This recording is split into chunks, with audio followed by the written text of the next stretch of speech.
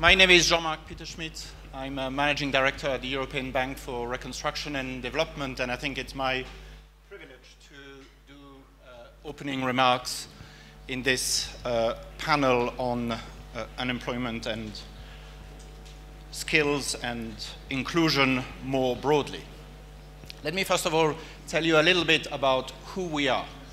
The EBRD, my organization, is an international financial institution. It was created in 1991, at the time with a mandate to support the transition of former centrally planned communist economies of Eastern and Central Europe towards market economies. So our focus is very much working with private sector enterprises.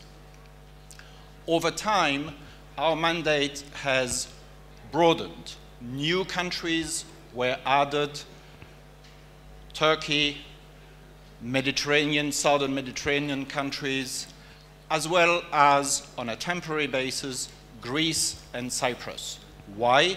Because it was felt that in the midst of a crisis, there was a need for an international organization to step in and boost financing to private companies in order to spur recovery of the economy. We've started investing in Greece in 2015, have since committed over 1.5 billion of our own money. That has been quite a success, I would say. This is a good sign. It means there are investable opportunities in Greece, and it means the economy is turning the corner. That is definitely what we have been seeing for the few years we have been operating here. We have an office here in Athens, headed by Sabina Jurman, which several of you may know. Now, how has our mandate evolved? We are a development bank. What does that mean? It means that other than financing private sector investment, what we are looking for are a number of qualities that we try and develop. We want companies to become more competitive. We want them to be well governed. We want them to be as green and energy efficient as possible. We want them to be resilient. We want them to be integrated in the broader global economy. And importantly for our topic today, we want them to be inclusive. What do we mean with inclusion? Inclusion is about access to employment. It is about access to skills. It is about access to financing, so that the widest possible range of sections of the population can actually participate in the economy. This is across age groups, young people in particular. It is across genders, women in particular, minority groups, people in remote regions. Why is inclusion relevant? Inclusion really is the cement, not only for future sustainable competitive companies, but also the cement for sustainable society at large. What we see is, here in Greece, in countries of Southeastern Europe, in the countries of the Mediterranean Rim, unemployment is extremely high. Up to 50% of people 15 to 24 years in age are unemployed. This is accompanied by brain drain. At a time of crisis, in the face of poor economic prospects, people leave the countries. What else do we see? We see a big skill mismatch. Mismatch between skills that are either absent or acquired, but are not the skills demanded by the industry. Overall, this leads to underutilization of resources in the country, and it imposes a very high cost on society and on the economy, and results in lack of competitiveness.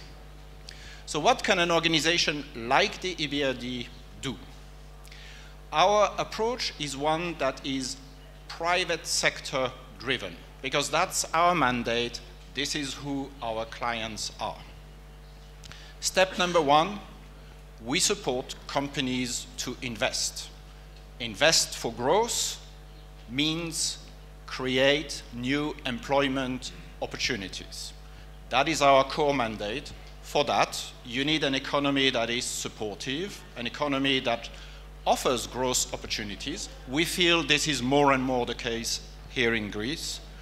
You need a conducive investment climate. We've seen lots of reform efforts here in Greece that are positive. There is more to do. And you need access to finance. That's what we're doing. You finance companies, you finance projects, and I'm very pleased to see there's a number of companies on this panel here that are clients of ours with whom we have worked. You create employment. Number two, you are looking for intentions, commitments on a voluntary basis by companies to actually hire people as well as train them.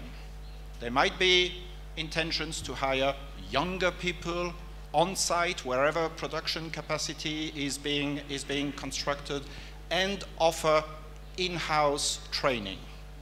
That is already the case with many companies. That is something that needs to be developed. That is something we can accompany with financing, with technical assistance.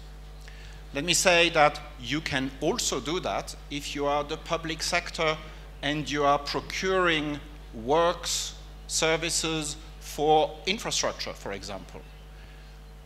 A Ministry of Transport, as we have done actually in Serbia on a road program, can include in their procurement documentation a requirement for whoever is the winning contractor to establish an on-site training center and recruit workers from the region of where the roads are being built.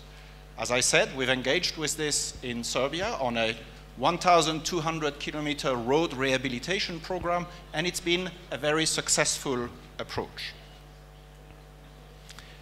How can we then go one step further? In-house training is quite commonplace. We have seen some of our clients taking the initiative and establish in-house training academies, something offering a more formal form of training. I give you an example, two of them in Jordan, one of them in Egypt. In Jordan, we have financed a very large shopping mall, the EBRD Mall in the center of Amman. Together with the sponsor, we have established within that shopping mall a training academy for retail skills. People can enlist, get trained, obtain some basic set of skills, and be very good candidates for the various retail outlets that will lease space in this mall.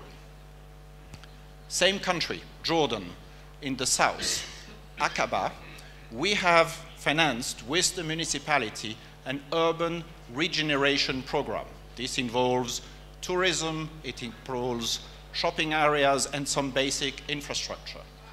We have set up there again a training academy to train people in basic retail and hospitality skills to serve the new needs that will result from these investments. Tourism and hospitality and retail, these are the examples I just gave, are excellent drivers of employment. They are areas where service quality is key and where the acquisition of skills is essential. Here in Greece, one of our directions going forward is to invest more in tourism and hospitality. And here too, we would like to explore how we can associate these investments with training.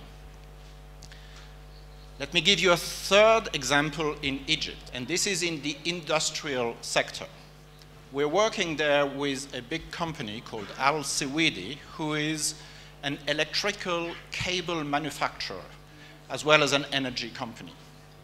They have actually established within their premises a proper electrical engineering school where there is a one-year formal training program through which students are going to then get employment in the company. This has become so successful that they now have many more applicants than they have places, and they are running selection programs at entry. This has become so successful that other industries, not directly identical but related, have associated with this company to expand this academy and bring in other sets of skills, and this is now serving a wider range of clients. This is going so far that the sponsor that originally launched this out of corporate and social responsibility, is now envisaging the possibility of going into education, private education, as a business, because there is a huge gap in Egypt to fill. Last point, how do you establish the bridge between private initiative, as I just described, and the public sector? How also do you establish, do you certify the training that is provided through this private initiative so that these skills gain recognition and transferability across the industry and along your career? This is where I think private sector need to take responsibility, but where public sector need to show openness to private sector needs. Vocational training in particular is a huge gap, and it is one where the private sector can offer solutions. I will, in this, cite my last example. This comes from Turkey. This is a company called Tofaş. They are in the automotive industry.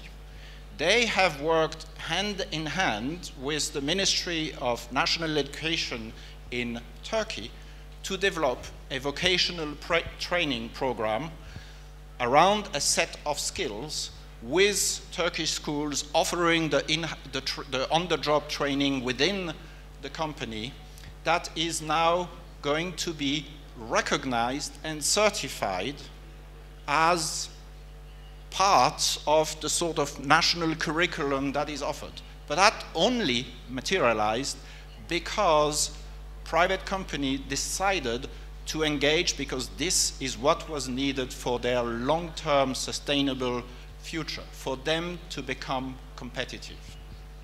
So I'd like to close by saying private sector initiative is essential, public sector partnership brings it all together, and it really is a triple win. Win for the person acquiring skills and being better equipped to successfully go through their professional careers. Win for the companies that benefit from better trained people and become more competitive. Win for a country as a whole and for its society as a whole, with people having more opportunities to actually find interesting, exciting career prospects within their own countries rather than go and leave and look for them elsewhere. I will stop here. Thank you very much for your attention.